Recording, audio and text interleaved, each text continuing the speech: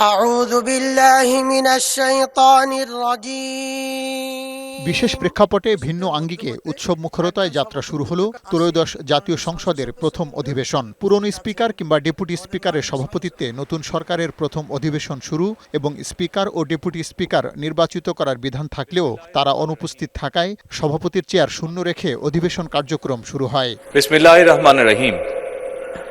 মাননীয় সংসদ সদস্যবৃন্দ, আসসালামু আলাইকুম।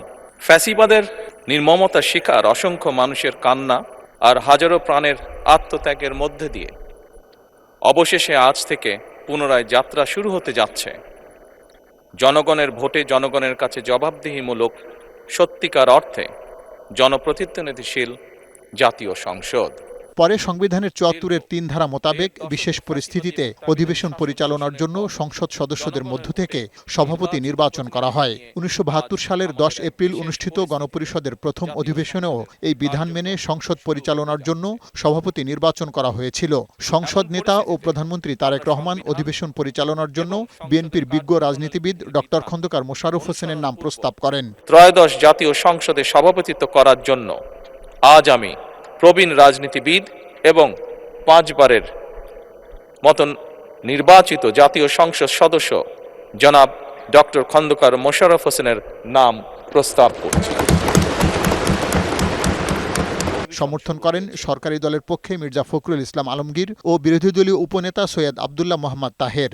আমাদের প্রধানমন্ত্রী যে প্রস্তাব করেছেন ডক্টর খন্দকার মোশাররফ হোসেনের নাম, আমি আমাদের দলের পক্ষ থেকে এটাকে পূর্ণ সমর্থন জানাচ্ছি।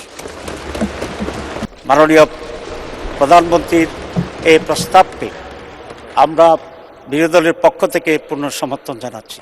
সভাপতি নির্বাচিত হয়ে অধিবেশন পরিচালনা করেন ডক্টর খন্দকার মোশাররফ হোসেন। তার সভাপতিত্বেই স্পিকার ও ডেপুটি স্পিকার নির্বাচিত করা হয়। ভোলা ২ আসন থেকে নির্বাচিত সংসদ সদস্য হাফিজউদ্দিন আহমেদ এবং নেত্রকোনা ১ আসন থেকে বিজয়ী ব্যারিস্টার কায়সার কামালকে ডেপুটি স্পিকার হিসেবে নাম প্রস্তাব করা হয়। সংসদ সদস্যরা সর্বসম্মতভাবে কণ্ঠভোটে তাদের বিজয়ী করেন। এরপর ৩০ মিনিটের জন্য সংসদ অধিবেশন মুলতবি করেন সভাপতি। হ্যাঁ জয়যুক্ত হয়েছে, হায় জয়যুক্ত হয়েছে, হায় জয়যুক্ত হয়েছে। সংসদ ভবনের রাষ্ট্রপতির কক্ষে স্পিকার এবং ডেপুটি স্পিকারের শপথ বাক্য পাঠ করান রাষ্ট্রপতি মোহাম্মদ শাহাবুদ্দিন। কর্তব্য বিশ্বস্ততার সহিত পালন করিব। এ সময় সংসদ নেতা ও প্রধানমন্ত্রী তারেক রহমান সহ সরকার দলীয় সিনিয়র নেতারা উপস্থিত ছিলেন। আমি বাংলাদেশের প্রতি অকৃত্রিম বিশ্বাস ও আনুগত্য পোষণ করিব। স্পিকার নির্বাচিত হয়ে সংসদ অধিবেশন পরিচালনা করেন হাফিজউদ্দিন আহমেদ বীর বিক্রম। সংসদ পরিচালনার জন্য সবার সহায়তা কামনা করেন নতুন স্পিকার। জাতীয় স্বার্থকে দলীয় স্বার্থের উপরে স্থান দেওয়ার জন্য আমরা শপথবদ্ধ।